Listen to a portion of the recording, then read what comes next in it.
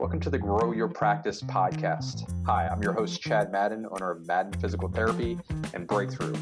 Join me each week as we dive into the best practices, systems, principles, tips, and tricks to help you grow your private practice. Today, we're going to talk about how to create a plan for profitability. And for those of you who are watching, I am going to share a visual here. If you're listening, you won't be able to see it, but I'll walk you through what it looks like. Jim Collins writes about this idea frequently called the flywheel. And really, if you're thinking about this, and the example that is classically used in the Jim Collins flywheel example is like Amazon. Amazon.com, they provide savings and convenience, and that allows them to build more infrastructure to carry more products and from more third-party sellers, and ultimately that decreases the price. And they have all these network effects where they're delivering in so many locations that they can, be very hard for somebody to come along and compete with Amazon based on what they have and what their flywheel does. So it constantly allows them to drive lower and lower prices, and also more and more convenience for the consumer, like same-day shipping or two-day shipping for free, and you get the idea there. Well, as clinicians, we do the same thing whenever we're looking at, as a clinician, if we're working with a patient, right? We go through this process, and on this screen, as a clinician, if I'm working with Yehi in our example, and she has, let's say, a shoulder issue, I'm going to look at what's going on with her shoulder, and that might involve, history and intake, asking her how long she's been having shoulder trouble, what her shoulder pain prevents her from doing, what she's tried for treatment so far, how that worked. It also might involve range of motion, strength testing, special tests, etc. The second thing that we're going to do is plan. And that is, I'm going to create a treatment plan based on what I believe the cause of her pain to be. Maybe it's a cervicothoracic issue that's contributing to her shoulder problem. Maybe she has adhesive capsulitis or a rotator cuff issue or impingement, or some sort of imbalance or whatever it might be, neuromuscular, musculoskeletal issue, whatever the root cause is. I'm going to develop a plan of care, and we're going to deliver that plan of care. And that involves treatment strategies, which is step number 3, and then the actual implementation of that treatment plan, which is number 4 here. Number 5 is measure, and number 6 is we're going to, as Yehi continues to come in for treatment sessions, we're going to reassess her range of motion, her strength, and see what's going on and adjust accordingly. And repeat the process over and over in this flywheel until we get the desirable outcome. It's the same exact thing when you're talking about revenue per visit or your profitability for your private practice. We're going to go through the same steps. So number 1 is we need to audit. On the last episode, I talked about that in the Profit Leak audit, where we take a look at what is actually happening on a granular level, on a case-by-case level with our revenue in our practice. The second thing that we need to do is we need to plan. And that's what we're going to focus on here today, is the plan. And for us, we call this a profit planner. If you're an accountant, or, frequently I've recommended the Greg Crabtree book, Simple Numbers, Big Profits, and worked with Greg probably 9 or 10 years ago now. But the Pro Forma is not a new tool, but Greg writes about it in his book. And so there's this tool called a Pro Forma. And what it means is it's a future projection of income, expenses, and profit for your practice. Or if you're a CPA, you might say revenue, costs, and margin. It's a tool. And I want to share with you how important this is. 20 plus years ago, let me think about that. 21 years ago, my very first office space was 2,000 square feet. It was in a 4,000 square foot building, and I happened to lease from one of the largest commercial landowners here in central Pennsylvania. Serendipitously or coincidentally, he happened to be selling the building that I moved into, and we had dinner maybe 6 to 9 months after I had opened. Now that I think about it, I believe it was 6 months after we opened. He said, "Hey, I want to sell this building, and I'm talking to you first. Can you purchase this building?" It was $600,000 at the time. And that was devastating for me to think about, but I knew that I wanted to buy the building. And he went through, and we had about a 3-hour conversation. And he said, if you understand y equals x to x to the nth, the saying that I hear frequently is that, Einstein said compounding is the eighth wonder of the world. He said you want that to work in your favor as early as possible. He asked me how old I was. I think I was 26 or 27 at the time. And he said, get this moving in the right direction for you. We worked out a deal where I was able to buy the property. The key to making that happen, because I was 26, 27 years old, I had just opened my first practice. I was broke, had student debt, brand new marriage, firstborn son, all these other issues. Didn't even have one full year of, working for myself. When we went to the bank, I used this tool called a Pro Forma. And I had written one for my private practice, but it was a 12-month projection. What we were able to do in the real estate is put together a 5-year projection for the income, expenses, and profit margin of the business, basically giving the bank a lot of confidence that we would be able to service this commercial loan that we were going to get. We ended up doing that. And then we went on to not only buy other buildings using that same exact pro forma, which I got from Norm, who became my real estate mentor, but then also used it within our practice to open up additional locations. A pro forma is a financial projection. Again, we're looking at income and expenses. I shared that when I opened my practice, it was a 12-month projection. When we open a de novo now, we do a 5-year projection. When we purchase a piece of commercial real estate, we use a 5-year projection as well. There are a couple of reasons for that. The main reason is in real estate, 5 to 7 years is about the time where your interest and depreciation begins to exceed the positive cash flow on a property if you're in like a 6 to 10 cap rate, which is a whole other discussion. Nonetheless, we use this pro forma, and it works eerily well. In 2018, we had 2 locations in private practice, and we put together, by the way, this exercise is the very first thing that we teach in our clinical director training, where we train our future clinical directors, current clinicians, how to run a practice. It's the very first thing that we do. And what we have found is that future clinical directors who go through and learn how to do a pro forma, it forces them to ask themselves significantly better business questions, like, how am I going to make this happen? Right? Rather than something whimsical, like I want to open this practice because I want to be a clinical director and I hope everything works out. It transforms it over to, okay, we're going to lease 2,000 square feet. We can generate roughly, we can see 200 visits a week in this space. And we're expecting that we can make this, build this into $1 million. That's going to cost us $800,000 a year. And we're going to have $20,000 or $200,000 in profit at the end of the year. And what the pro forma exercise does is it helps them step by step calculate how they're going to get there. So how many clinicians do we need to hire? How many receptionists do we need to have in place? What should our square footage layout look like? What type of equipment do I need in the space to service roughly 10,000 visits a year? How many new patients do I need in order to service this? So the pro forma is a very powerful tool.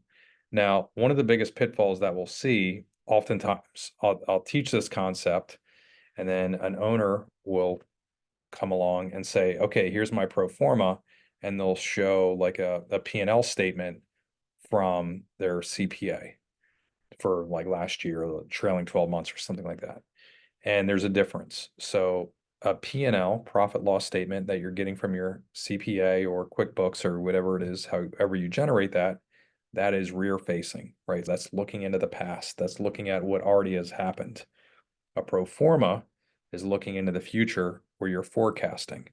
Now, they are related. It's necessary to have, it's very difficult to operate with one without the other. So most of our assumptions, many of which I just gave, 2,000 square feet, I'm assuming we can see 200 visits a week in that space and generate about $20,000 a week in revenue. Most of those assumptions we're going to pull from the P&L. A lot of people will have that confusion, or they'll use a financial projection and then never reconcile that with their P&L statement.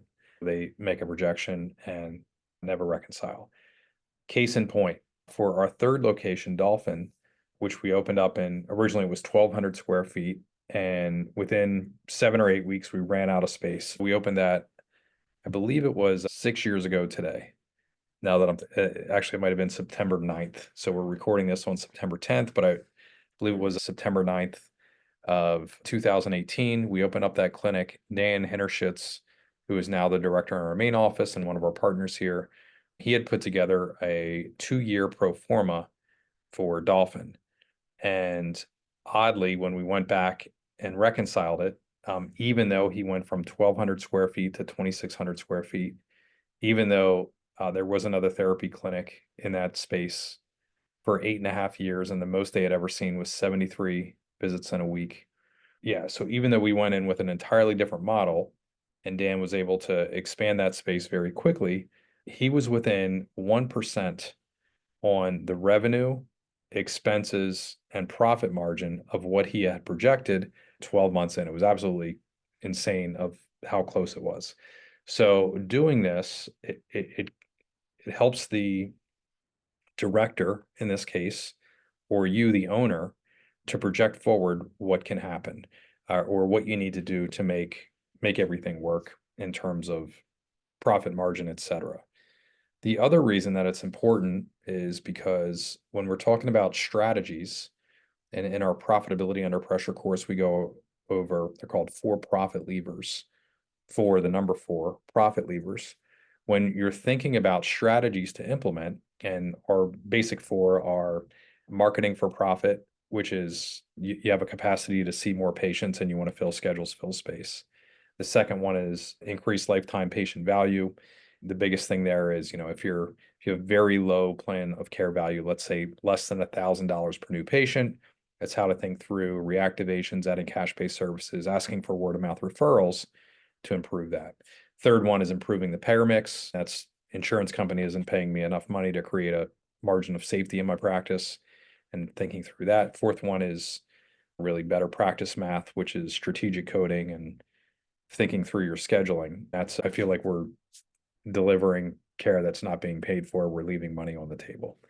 So they're the 4 big strategy buckets that we're going to think through. What we can do is we can go to the pro forma and say, okay, what would happen if we would focus on, we have a capacity to treat. I have a couple therapists here who their schedules are only 50 to 75% full. What would happen if we would fill their schedules? We can put that into the pro forma and project forward and say, okay, that would take us from $2,000 a month in profitability to $18,000 a month in profitability. Our company would be a lot more stable. We can expand, we can invest in other equipment, we can hire that next clinician. That is how we want to think about using the pro forma tool. Yeah, so went through the pitfalls, went through what it is. We've shared the actual templates just about everywhere that I can imagine. Again, we share a 12-month template, or in some cases, even a 1-month template, like looking at a month today, what would happen if we make this change? And now for our de novos, we use a 5-year template, which seems to work out even better in terms of helping the future director and our partnership think through the investment that we're making. I want to leave you with one more thing, which is, where else can I use it? So we talked about, if you're buying commercial real estate, you can use it there. And especially if you're thinking about buying a building for your clinic, you can use it when you're thinking about expanding space. There are really 5 case uses that we want to use the pro forma in. The first one is an investment in personnel. We're adding a team member. We want to see what this looks like, what our profitability will look like. And I'll give you an example. Right now, we have a de novo clinic. It's been open a little over a year. We have 3,000 square feet and we have 2 full-time clinicians in. And I'll call that at a break even today. If we add 1 clinician, many owners will process that, okay, I'm just going to be breaking even and I need to be profitable with 2 full-time clinicians and 3,000 square feet. It's never going to happen. And the quick math you can do, and what the pro forma helps you see, is, well, right now, if my space costs are $6,000 a month, which is roughly $24 a square foot in total cost for 3,000 square feet. If I'm paying $6,000 a month and I only have 2 clinicians, that's $3,000 to each clinician's expense. If I add 1 more clinician, so increase the number of licenses in that space by 50%, going from 2 to 3, now rather than $3,000 a month per clinician per space, I'm only paying $2,000. That instantly creates margin for our practice. It's a safer situation. If we would add 6, now we're dividing it at $6,000 6 ways. The cost of the space doesn't increase. And now it's only $1,000 in expense per clinician per month. The Pro Forma helps you see that. So use case number 1 is adding a clinician or adding team members. Before we continue with this episode, here's a word about our course, Profitability Under Pressure. What are the 4 ways practice owners are increasing their revenue per visit in today's market? Chad Madden here, introducing you to the Profitability Under Pressure program. This is a 90-day masterclass designed to help you build a financial system in your private practice to improve your revenue per visit and your bottom line profit margin. Many practice owners like you are facing declining reimbursements and increasing operational expenses. It's more expensive to provide care. This makes it harder to maintain the financial health of the practice. The Profitability Under Pressure program compiles the processes working for practice owners today into one system to help you increase profit margins, regain your time, and help more people in your community. With our program, you'll learn how to conduct a profit leak audit, how to create a plan for profit, and how to use the 4 profit levers to increase your revenue. Plus, you'll enjoy a complimentary 90-day trial of our patient demand software and access to our exclusive Insider Circle community. Don't just take my word for it. Hear from practice owners like Lance Gross, who added $1.1 million to his bottom line, and Peg Gray, who got her finances under control after 4 decades in practice, or Jeff Gersh, who saved time by getting the cheat sheet to increase profitability. Don't let this opportunity slip through your fingers. Apply today for the Profitability Under Pressure program and start increasing your profits by $10,000 or more in just 90 days. Click the link below to join the waitlist now. Secure a more stable financial future for your practice. Apply now and join the ranks of successful PT practice owners who have transformed their businesses with our program. Apply today. Thank you for listening this far. Now back to the episode. Number 2 is adding space.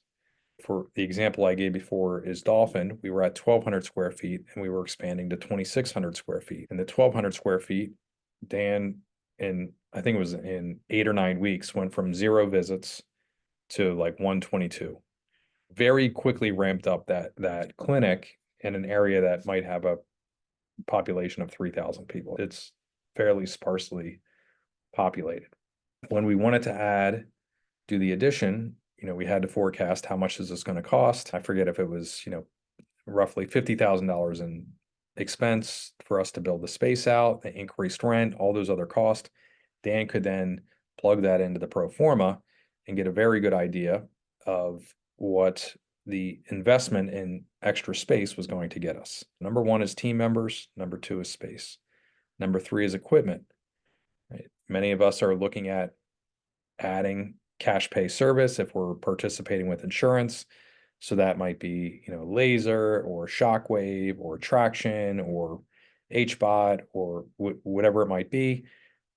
Even with something like that, an investment like that, we can plug that into the Pro Forma and get a really good idea about how it's going to affect our income, our expenses, and our bottom line. Use case number 3. Number 4 is, I'll call it best practices. So systems. And case in point there would be, it could be a piece of software. I'll give you one example. Our EMR, we have the EMR that we use has a bonus feature on billing, right? It's a little extra piece of software. I forget exactly how much it is a month. Let's call it $3,000 a month for our practice, where we're seeing roughly 10,000 visits a month. So $3,000, let's call it 30 cents a visit. And what that does is that the work that best practice does for us, that piece of software does, is the equivalent of about 1.5 full-time billing people, right? When we have it in place, it decreases our need for billing staff, reduces our expenses there.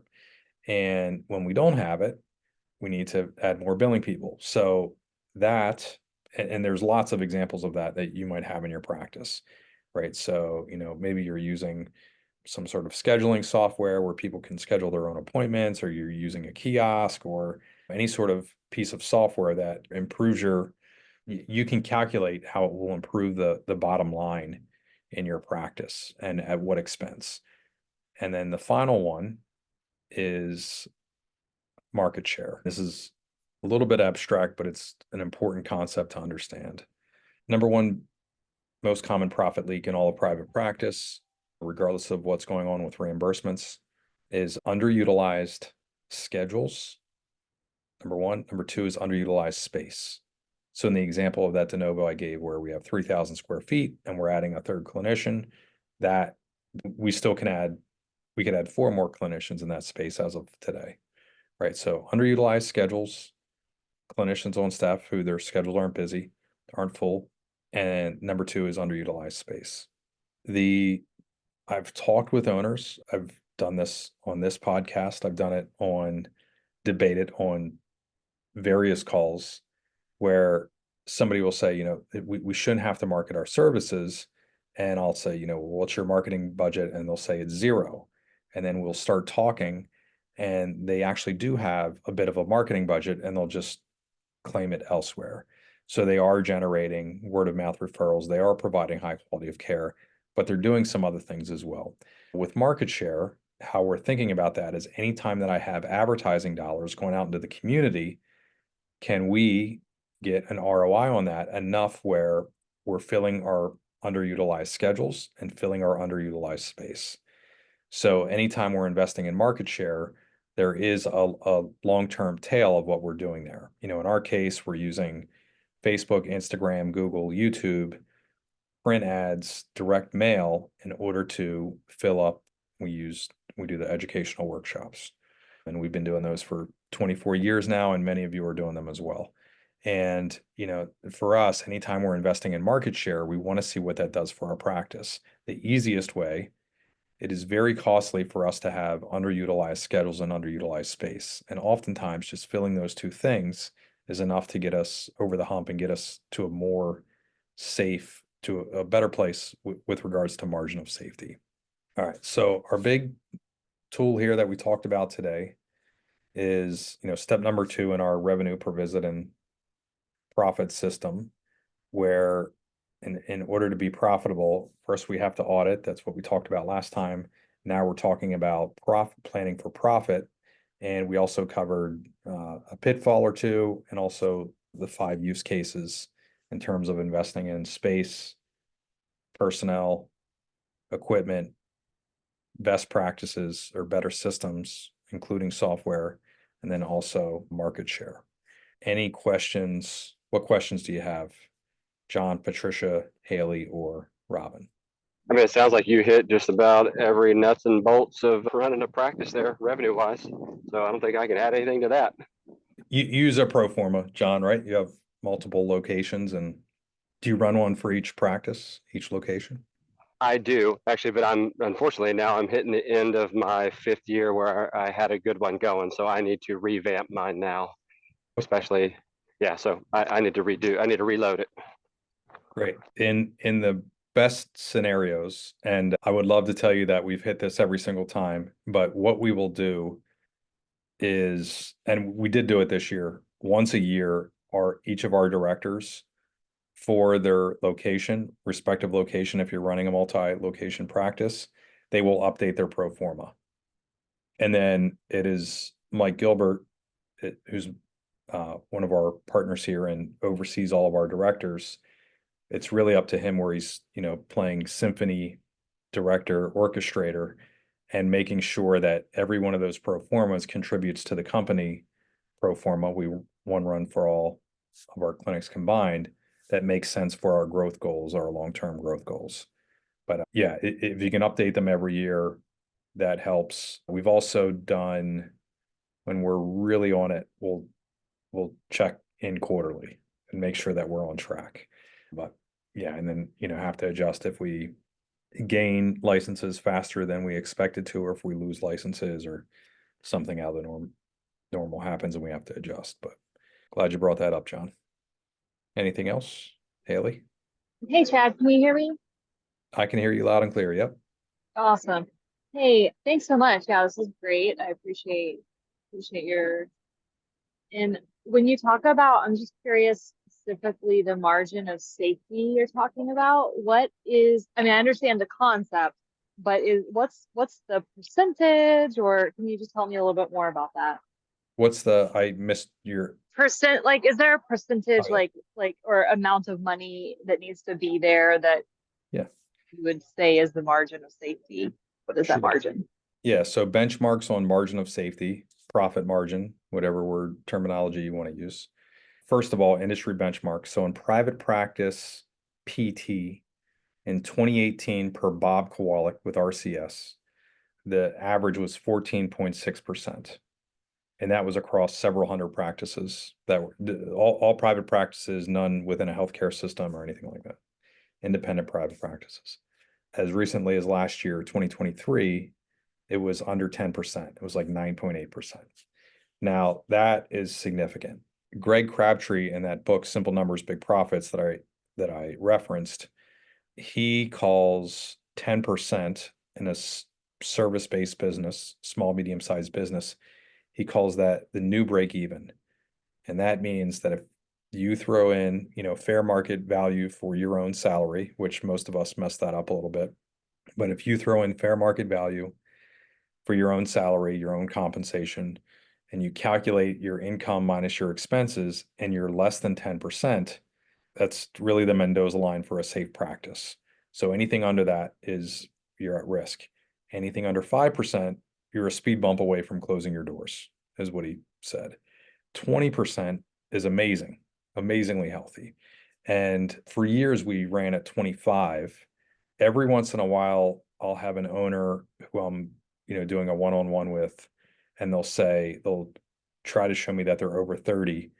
Almost every single time I've seen that, they don't count themselves in the equation. They're not paying themselves. They're just taking a draw. And that doesn't count. So that's I mean, they're really taking a pay, but they're not including it in the calculation. So very hard Right. a service-based business to get over 30, very dangerous for us to go below 10. For us, 20 feels like 20 to 25% is a nice safe goal for most owners to work towards. Okay. That's wonderful. Thank you so much. You're welcome. Oh, I had a very controversial thought on that profit margin. Nope, it's gone. Great, Robin. Understand all of what you've just said, and I've been working on all of these things, but the problem I'm having is the marketing to the doctors and filling the space and direct to consumer marketing. We've been had some events here that we've drawn people in. We've tried to improve email marketing. What was the secret for the Dolphin Clinic, for example, and how they ramped up so quickly? I know every area is different and so forth, but there's got to be something that I'm missing here. Something magical. So, okay, let me tell you what didn't work. There was one physician in the building who we actually leased from. And right before we moved into that space, he went to the VIP concierge medicine and went from like 6,000 patients on a census to I think 300. So those referrals went away. Like we had almost no physician referrals. Dan, who ran that office, had been previously with us for I think since 2011 or 2012 at our Harrisburg office. So he knew how to run a workshop. So we preceded Dolphin with 2 workshops, and he scheduled a lot of people. We also did a ton of reactivations. So the same exact thing that we had here in Harrisburg with the patient newsletter, the email campaigns that we were sending out, and the conversions from that happened right away in Dolphin. So we went 100% direct to consumer. We worked with the ad team here at Breakthrough. If we opened September 9th, I think it was like August 11th and August 25th, we ran 2 workshops the month before, so that when Dan opened up full time there, he had patients that he was walking into right away. And in that case, we did a lot of cold traffic marketing, and with 3,000 people, there's only so much we can do. So it was really direct mail and Facebook, and that was more than enough to make it happen. Well, I'm Where working on all of those things, but it's still a struggle because, focus on it's one. so, it's Focus on one right confusing. now. Give me one that's you're struggling to make work. Just filling the schedule is the main thing. Okay, so reactivations. Mhm. Yeah. I know the one thing you likely did you send out a single question email, which is probably Yes, I okay. did. What happened? I got about 10 people responded back and said, yes, I had back pain, for example. And some that said, no, I didn't. But, 10 people that were possibilities. And I emailed every one of those people and talked to them and asked them, what can we do to help you? Call us at this number type thing. Let's talk about that. Okay. Okay, so I send you an email, you email me back and say that you have back pain. How long has that been going on for, Robin? Months, Months? years, Okay. a chronic problem. What makes your back pain worse? What's your pain stop you from doing? Lots of walking, and I can't do, I'm not as active. Like, I have a dog and I want to be able to walk the dog. Okay, so you want to be able to walk the dog is the main thing. Mhm. What have you tried for treatment so far? I went to PT for a while, and it helped, but it just didn't take it all away. Okay, so it didn't last as long as you wanted it to. All right. Was that PT with us? No. All right. Yeah. So I mean, the key, and this is exactly what we teach in Profitability Under Pressure and the Patient Demand course, is what and how questions. So frequently with our own marketing team, whenever we send out that single question email, we get a lot of responses and people aren't converting over. What I notice is we try to explain or we use the word if. So if you want help, call our office. That is devastating. That might as well not even respond. I've just never seen anybody in a lot of situations. So we know even converting somebody from like a YouTube video, which is a very high degree of difficulty, and that includes like out of state people. If the second we use if, that the effectiveness goes away, it's better to use when. So when you want help is different than saying if you want help. But yeah, a ton of what and how questions. And I gave many, how long's that been going on for? What have you tried for treatment so far? How did that work? What's your pain stopping you from doing? 0 to 10, what's your pain level? Those type of questions are really how important is it for you to handle this, for you to get this taken care of? What do you think is going to happen if this doesn't get better? All those what and how questions, they're called questions of deferment, are key in that conversion. And the other thing that I'll see, we have a marketing team who is amazing on the phone at walking through that. One time, I forget the exact number. I want to say we had like 73 responses at one of our larger clinics. And I said, oh, how many of those people scheduled a plan of care? He said, well, nobody scheduled. And I was like, well, what happened? And I got the same explanation, very similar to what you just said. And I was like, so you said that in an email. Can I see the email? And then I looked at the email and it was not how email is used. And I think it was 8 paragraphs. And where it was a lot of like, oh, we specialize in back pain. Let me tell you about how great we are at back pain, and like never asking a question to the person. And you just want to avoid that altogether. It's, hi, Robin, sorry to hear about your back pain. How long's that been going on? And a very, very crisp, short, concise answer.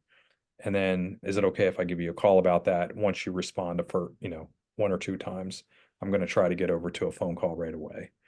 And I'm going to ask you a heavy load of those deferment questions that begin with how and what. And then eventually we'll ask, how important is it for you to take care of this? What do you think is going to happen if you don't address this? And then we'll offer the appointment once we get all those answers, if it's appropriate. Does that make sense? Just try that on one person. Okay. All right. I'm trying to train a marketing person too to help me with this because I just don't have the time, to do everything. I'm sorry. Bring them along with you. You go through, so as you're doing it, you're training them at the same time. And then you do it, they watch you, and then you flip, and then they're doing it and you're watching. Thank you. For being here on the Grow Your Practice Live, and talk to you next time.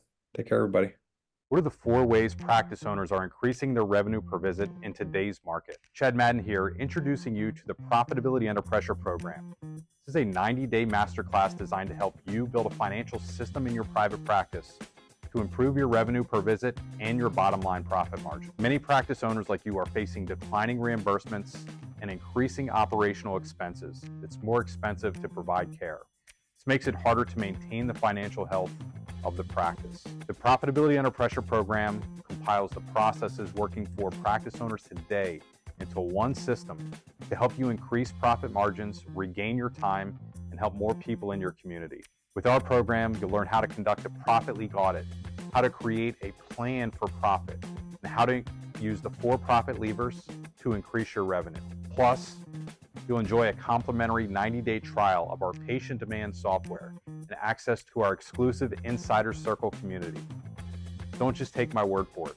Hear from practice owners like Lance Gross, who added $1.1 million to his bottom line, and Peg Gray, who got her finances under control after 4 decades in practice, or Jeff Gersh, who saved time by getting the cheat sheet to increase profitability.